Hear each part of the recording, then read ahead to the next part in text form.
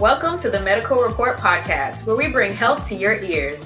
Our podcast hopes to help the community learn more about health, but we do have a disclaimer that all medical advice shared here is not an adequate means to diagnose or treat you.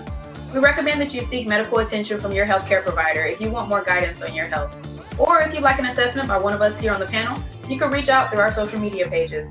If anyone in the audience has any questions for us individually or about our topic today, please feel free to leave your questions in the chat and we'll answer it in our Q&A segment later in the show.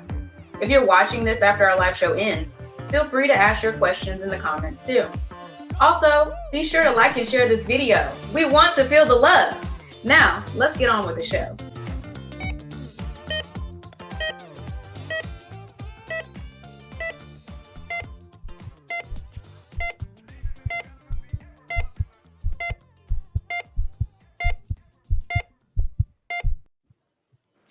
Hey y'all, welcome to the Medical Report, where we bring health to your ears. We are your hosts, Olu, Zinzele, and I'm Anita. Today we have a special guest with us, triathlete, yoga instructor, and physical therapist, Mr. James Lambert. Good morning, everyone, and good morning, guys. Anita, Zinzele. Good morning. Thanks for joining us. Thanks for having me. We hope you all have been well. Olu, Zinzele, what you guys been up to lately? Nothing. No, Olu, you did your Spartan race last week. Okay, so I did the Spartan race 2 you weeks got first ago. place, right?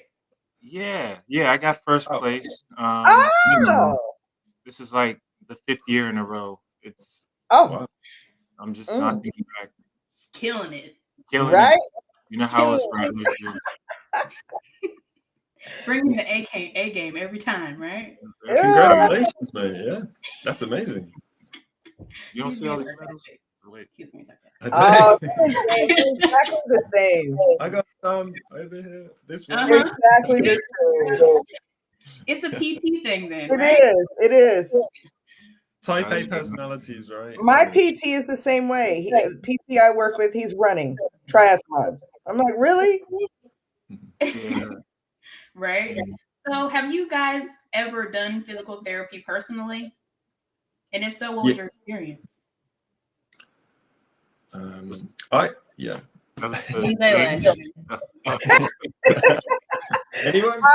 had when I was in the military, I had torn ligaments in my shoulder.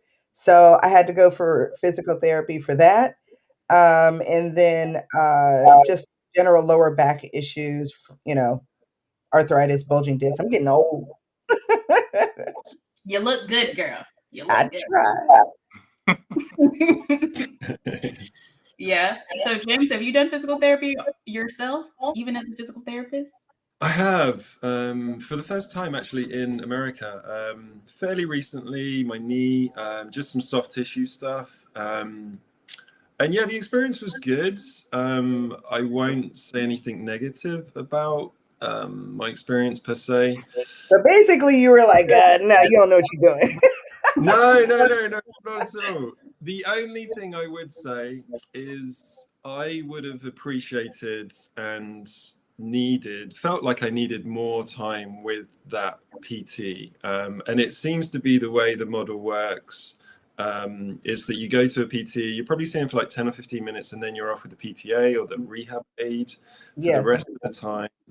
And you just, as a PT, you kind of know that you need potentially probably a little bit more time with that PT. Yes. But you don't get that. And you're paying very good money for that service and et cetera, but it's not, I don't think people are getting the quality of care that they could and deserve to get, especially because you guys pay, or we pay, so much money for insurance, co-pays. And et cetera.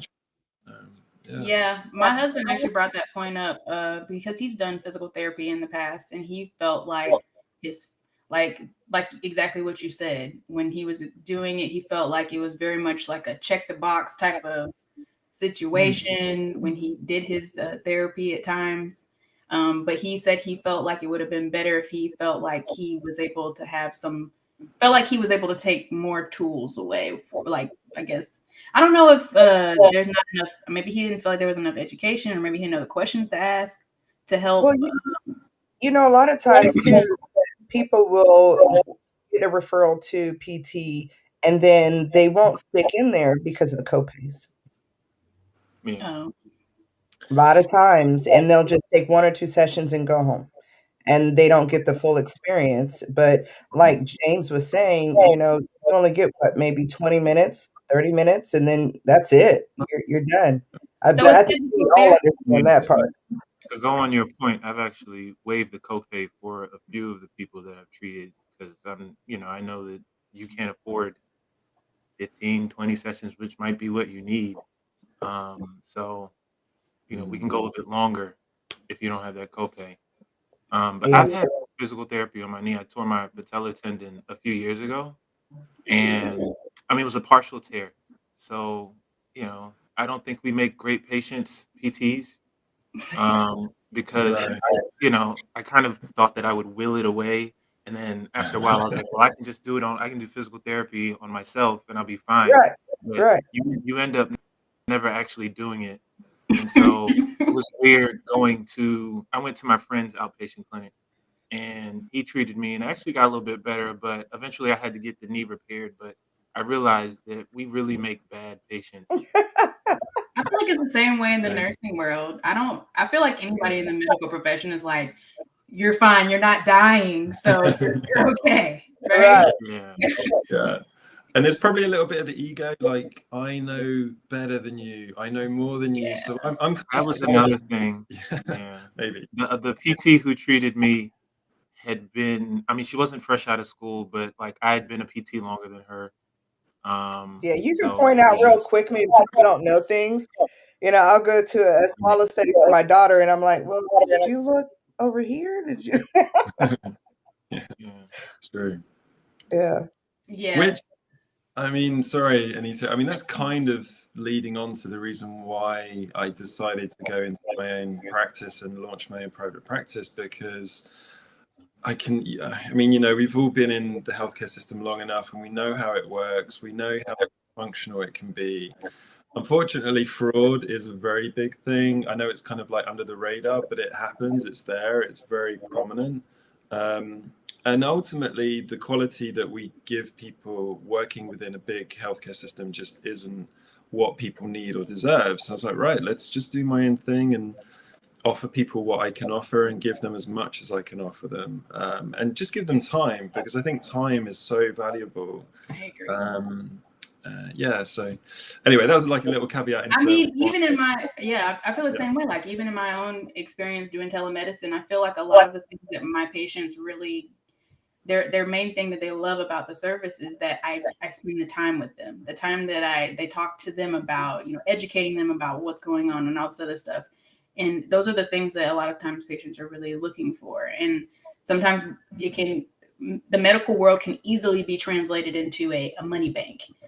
And we forget to kind of add that, this patient is a person part into there, and it's important that we always focus on that, because that's really what it's about.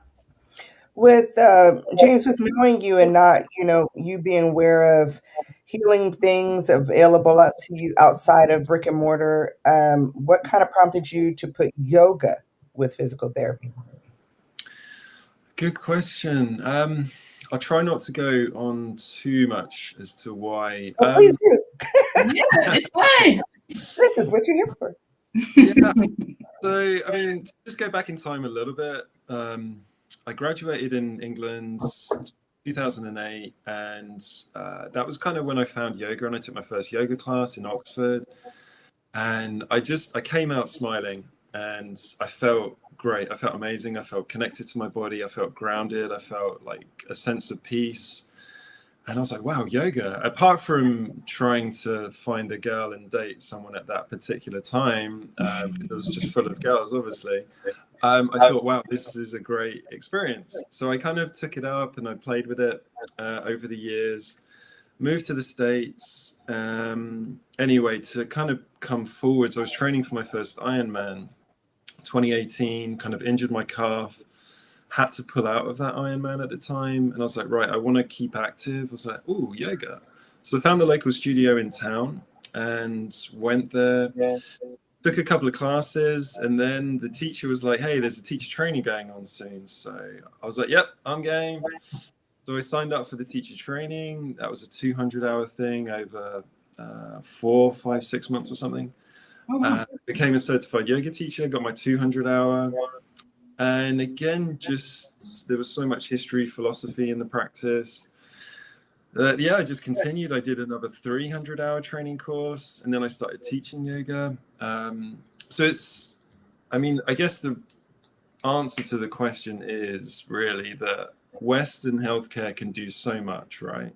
Mhm. And then Eastern philosophies or Eastern practices, there's things that Western healthcare can't explain, and I can't necessarily explain, and I don't fully understand exactly what happens in yoga. I can give it my best educated guess, but the reason I kind of incorporated it is because I can see the benefits that yoga could bring to someone, as well as what I can do as a physical therapist. So I was like, all right, let's try and offer a merge of the two, and just see what I can do and help people the best I can. That's the fundamental reason why. Yeah. What are some of the philosophies of yoga that you really enjoy, that since you've learned as a yoga instructor? Comparison is the thief of joy is a big kind of philosophy, and it's a very nice way to go into a yoga studio, because I think some people have a lot of fear going into yoga, and they're like, oh, I can't do yoga, I don't know what I'm doing, I'm not flexible, I'm too old, I have no experience. And I think a really important thing is, to just allow people that safe space to come in and be like, look, you're not a 20-year-old female gymnast who can do ridiculous, unhealthy things with their body. Yeah. You can do some really safe movements. So I think, comparison is the thief of joy. But just breath. I mean, breath is a really important fundamental thing as well. And to be honest, that's what yoga was at the very beginning. It was all about meditation and breath work. And then the asana and the movement practice followed on from that, like hundreds and thousands of years, or not hundreds of thousands, but thousands of years later. Like essentially it was meditation and breath work. And you can do yoga just by breathing and meditating. You do not have to be a flexible athlete or whatever. So it's just education. Like I can help educate people to that. Yeah, I've seen some Instagram videos of people doing breath work, like big deep breaths and that type of thing. And I was like, oh, I didn't know that was a yoga thing. But that makes sense. Yeah. Pranayama, which is the Sanskrit word for breath work, which is where I took my name from, prana, which essentially is life force and energy. So you're breathing in life force and energy, which is prana, which is a really big word in yoga. Yeah. That's cool. I have a question. What does the majority of your clients look like? Are they grandmas? Are they athletes? Great question. Quite a variation, mate, to be honest. I would say probably the larger population is, mature, sort of 40, 50, 60 plus. But then I have treated some younger, like 20 somethings, 30 somethings. So at the moment, it's quite a variation in terms of athletic abilities and activity. But yeah, it's interesting to see how a lot of people don't breathe well. And we do not, because we're all drinking coffee, we're all taking in caffeine. Our sympathetic nervous system is just elevated. We're all stressed, we're all busy, we've got all these goals, to-do lists. So that it really affects our breathing mechanics, and we're all apical breathers. And that just feeds into the stress, again, which isn't a good thing for the body. So just trying to educate people on how to breathe more effectively is something that I've seen people benefit from quite a great deal. So are you teaching classes, or are you doing one-on-one treatments at this time? One-on-one treatments generally. I haven't got back into teaching yoga classes at this point, but it's on the cards once I get things established in my business sort of set up a bit more. So I'd love to, yeah. Zinzela and Olu, have you guys done yoga before? Say that again. Have you done any yoga? Good question. Very little for me. Um, I guess I'm not flexible and I don't have the balance. But so See? I've There actually you taken a class go. on it. I took a CU course on it before, and yeah, I was like, I need to tighten some things up. You're like, this pose ain't working for me. I took a few Yeah, I yoga mean, I can do classes. downward dog, and Oh, You're like, that's about it. that's about it. So My can favorite is I? the child's pose where you just lay there. Yeah, good. As long as you're breathing, you're doing yoga. Yeah, it's relaxing. It's No, calming. but I actually incorporate, some of the yoga that I know, for some people who are just not flexible at all, who need something like that. So my 2 or 3 yoga poses actually get used. So that CU course was worth it. Awesome, awesome.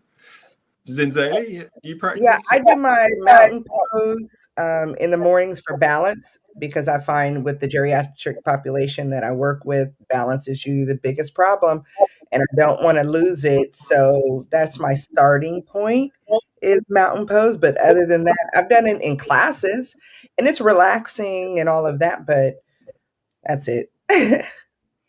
So personally, I feel like I did yoga. I did some yoga when I got pregnant with my second child. I like hot yoga. Because I got a lot of people telling me that, prenatal yoga is very good for preparing for childbirth and all of that stuff. So I was doing some yoga then. My son actually likes to do yoga. They teach him yoga in school. Oh, Yeah. Wow. The schools Awesome. now are implementing a lot of mental health care type exercises, and yoga is one of those things they actually teach in PE now. Cool. Cool. So he said his favorite pose is the tree pose. Yes, yes. Awesome. And so he says that he really feels like whenever he gets upset that he likes to go off into his room and have quiet time and do a tree pose. And he said, yeah. I was like, oh, really? That's so cool. I was like, oh, we're that advanced now. I need that. I need that self-care. Hang on a second. right. But yeah, I thought it was very interesting. So I think it's awesome that they're teaching them those, different yoga poses and stuff like that to help them with like mental health and help them with learning how to move their bodies in different ways. So Yeah. pretty cool. Can I ask you guys a question? Is there, like, in terms of what you just answered, like yoga and have you done it or not, but is there like any fear associated with yoga, or is it more a question of you don't feel the benefits or find the benefits at all? I think for me, I guess for me, I wasn't really exposed to yoga very much. And when I thought about exercise, I thought about running or something like lifting weights or something like that, as far as like doing some type of strengthening exercises. But I know that yoga can help with strengthening and those types of things, but there's also other benefits to yoga that are not something that I was very exposed to. So I think that's really where the lack of use comes from for me, I think. Sometimes when I think about using yoga, I think about how much time it's going to take. But then I'm like, really, it couldn't be that. I mean, you could do shorter spurts of yoga, I'm sure. Yeah. But I guess for me, I didn't. I was at the gym, and they had it at the gym. So usually they have it at gyms or a place where people work out or something. So for me, I needed that time for my workout. And so doing yoga would have added extra time on top of my workout. And I saw it as relaxation and a stress reliever and more of a self-care, but not a physical benefit. So yeah, since I didn't see it as a physical benefit, I saw stretching. Okay, great. I see yeah, stretching, but I'm going to spend another half hour and do yoga. And it's basically saying we don't take the time for self-care is yeah, all it it's is. exactly what it is. Yeah, yes, Said it it doesn't perfect. have an immediate benefit like physical fitness. Yeah, I guess for me, I would say it's really two things. I wouldn't even know where to go to take a yoga class. That's number one. Google. And number two, yeah, Google, true, but I guess guys kind of look at it like it's a Girl thing? Yeah, a little Hey, bit. that's true. So I mean, I don't feel that way now. I would definitely do it, but probably back, when I was younger, I probably thought it was more of like a girl thing to do. And now I just wouldn't even know where to start with. How do I, like where do I go for a yoga class, especially now during COVID? Um, Yeah. I'm sure stuff is closed down. So There might be I some would, online classes. yeah, I mean, Yeah. I would probably just YouTube some stuff. True. Might as Yeah. well. There's I plenty. think if somebody had explained to me the physical benefits of yoga outside of relaxation, I'd probably be more apt to participate in it. Mm. Well, Well, I mean, sorry, I have a question for James. So did they teach you any yoga in school, or did you learn all of this after? Because I they didn't learned. teach me anything about yoga in school here. No, not at all, mate. Nothing at all. I mean, honestly, school, to be fair, was pretty poor in terms of education. I mean, physical therapy, yeah, it was basic, but you learned so much more on the job, right? Like, I guess most of us probably did. But no, nothing about yoga. I did all of it sort of, self-taught through trainings and stuff.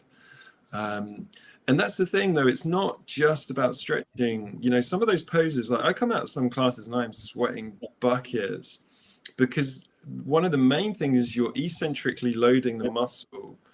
And that's kind of where the flexibility comes from, because you cannot actually lengthen a muscle. Like, it won't happen. What happens in yoga is you've got various levels of fascia and tissue and da, da, da, da, da.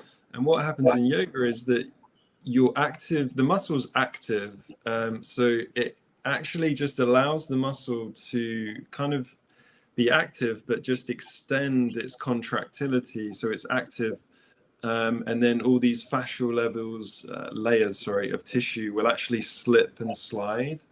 So you don't actually lengthen the muscle, you just increase how much slip and slide there is in all these layers of tissue between the fascia, the tendons, the ligaments. But it is a very good strengthening exercise, as well as balance, like you said, Sinzeli.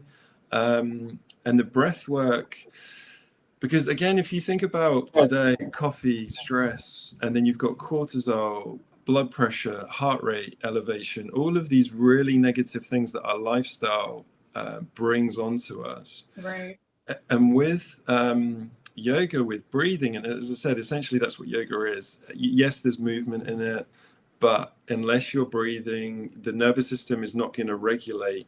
You're not going to get the vagal response happening. So if you do breathe, the heart rate's going to drop, your blood pressure is going to drop, your parasympathetic nervous system is going to kick in. And once that nervous system is relaxed enough, that is going to allow the muscle to do that slip and slide.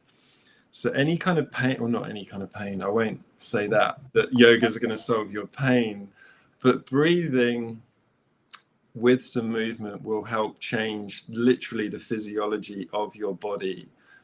And help modify and regulate your pain response, because all these good things are happening. Now, there are so many people, obviously, dozens and dozens of people who suffer from lower back pain. And there are meloxicam, all types of things out there available for people who are suffering from pain, even cannabis and everything like that. I often have thought that yoga might really be a benefit for lower back pain, there's sufferers. Absolutely. It depends on the type of pain. And, Olu will sort of, appreciate that it could be like a disc problem. Yeah. It could be like a facet joint problem. So there are certain poses that will benefit the type of problem that they have. But then there are poses that could kind of increase that problem per se. So if someone has a disc issue and we're getting them doing lots of forward folds and flexion, we could increase that disc problem. But then if we do lots of extension work, the theory is that we could help that disc problem. So I think that's where doctors, for one, are very apprehensive with low back pain patients to send them and refer them to PT or yoga, because they automatically think that it's just stretching, and it's going to probably aggravate the disc. But if they do the right type of stretches in that yoga, it could actually help improve that disc problem and their back pain. But ultimately, Zanzeli, yeah, I think you're right. Like, it can help because it's regulation of that breath and that nervous system that will and can help reduce stress hormones and just change their pain response for the better. So it doesn't, yoga doesn't, as I said, it doesn't have to be like a crazy, ridiculous, flexible back bend or something. They can just sit and meditate, and that will change their physiology a little bit. Do you find that it's, or have you worked with people who have had arthritis? Yeah, absolutely. Yeah.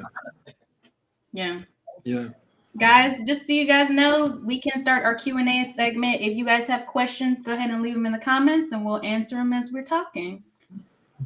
James, I do have a question. Are there any other like non-traditional methods that you use at Prana? Yeah,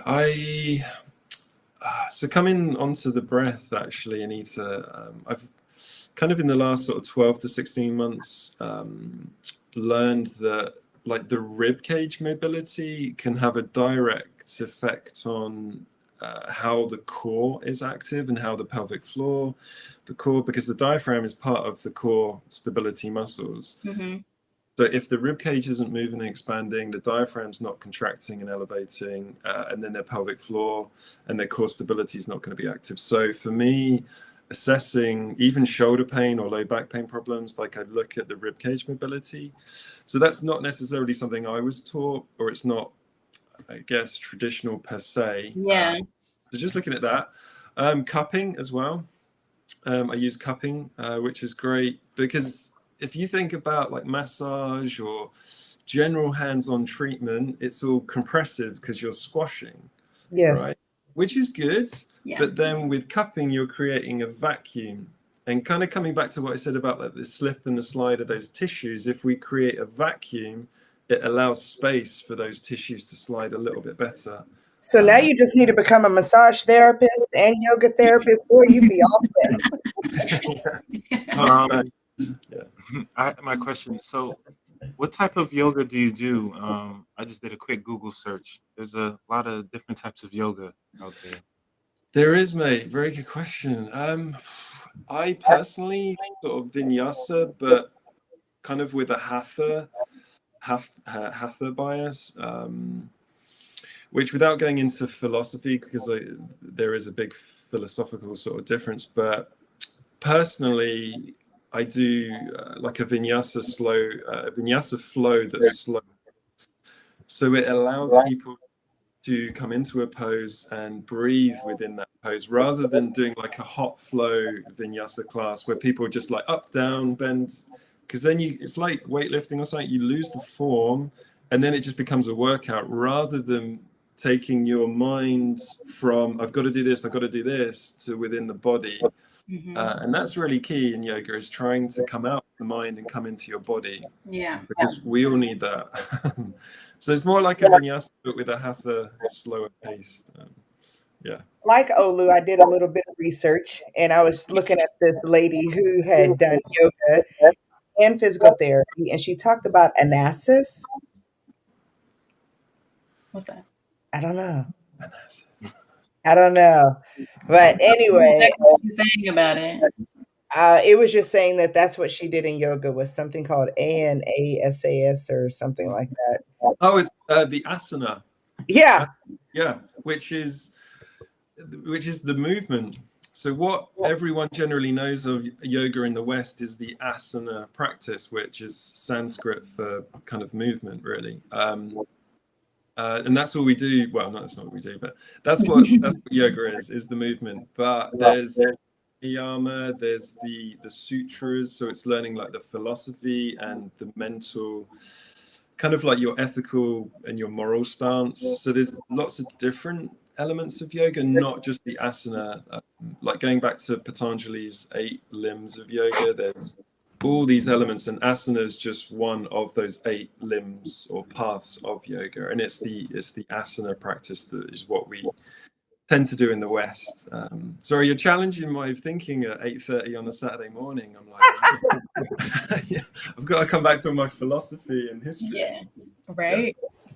Did you say earlier you did cupping too?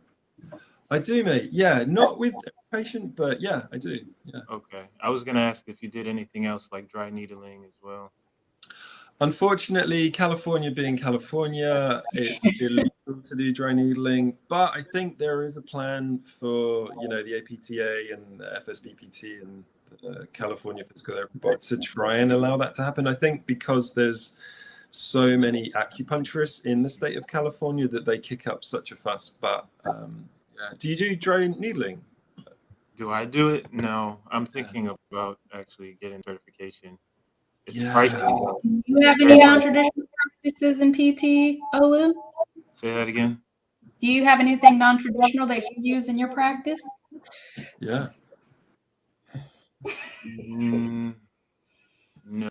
No. I'm like thinking about it. I'm thinking Like about it. I do actually see mostly grandmas. So I kind of have to keep it a little simple. We have a question that Maybe says, what is the difference between yoga and Pilates? Is one more beneficial than the other? Ooh, good question.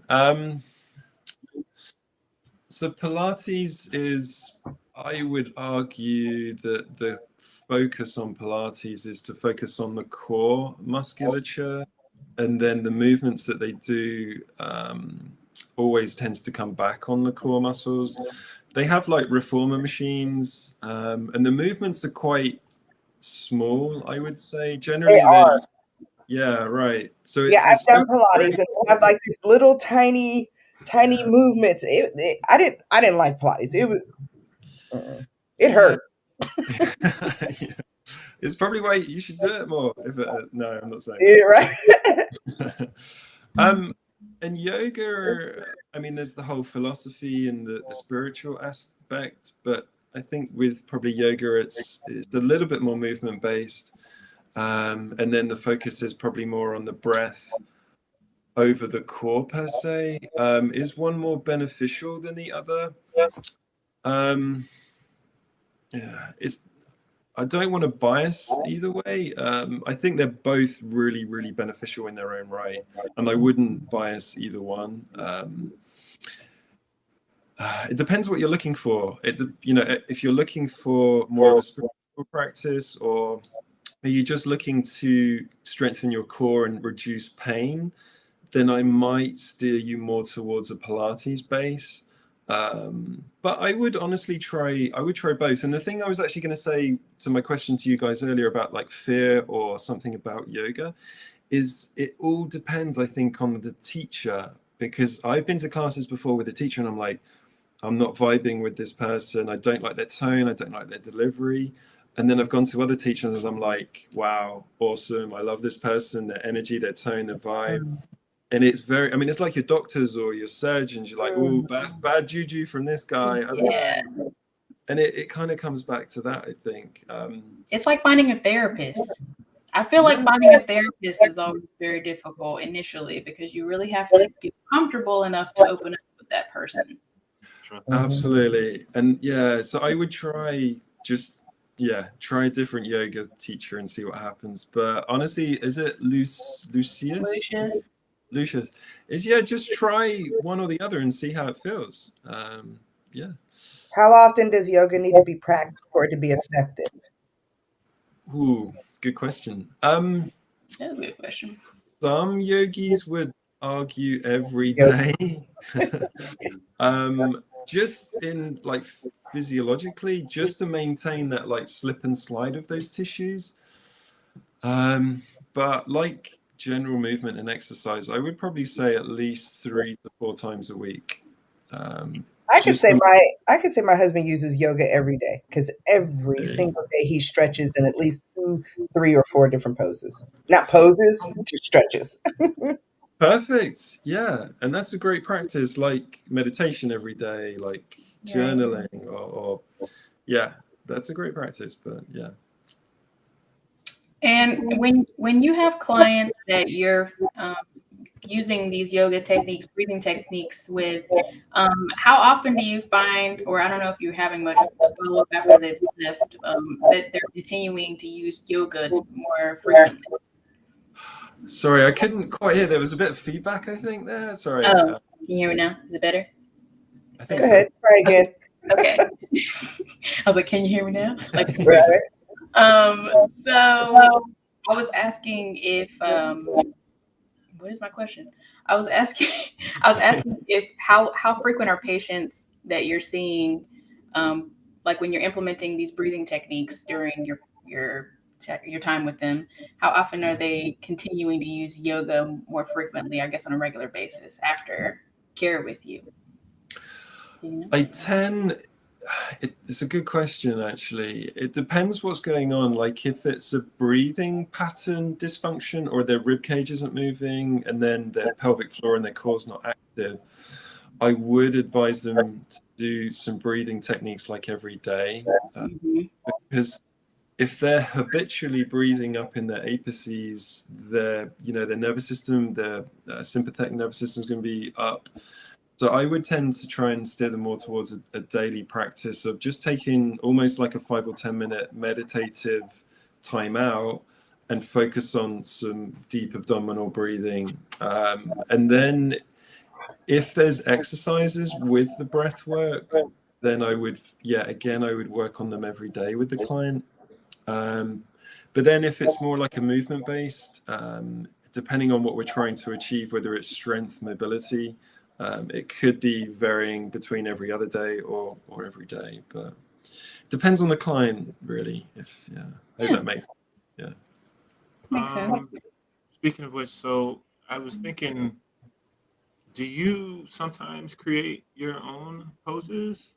Like let's say you get an MS patient or a stroke patient, and they can't do the typical pose that everybody else would do.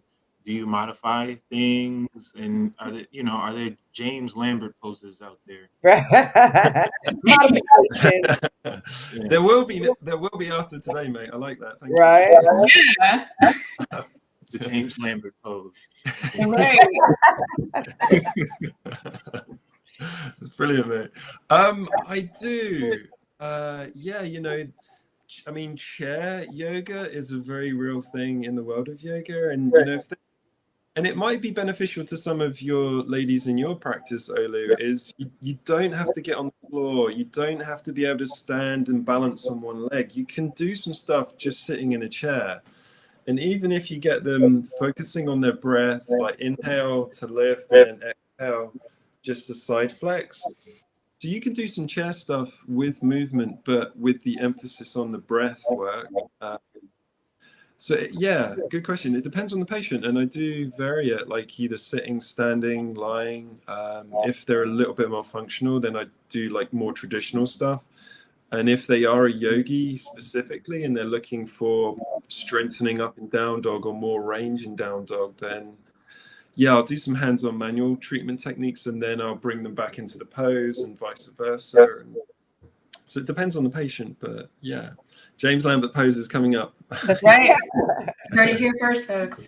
Yes. All right. Well, thank you all for tuning in with us today. Thank you, James, for coming on the show. We appreciate you.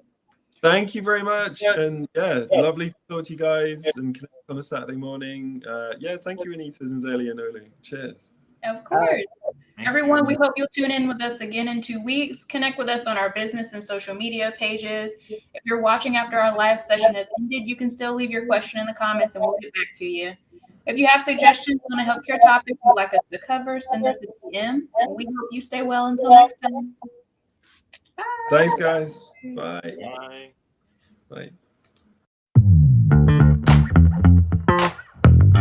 Bye.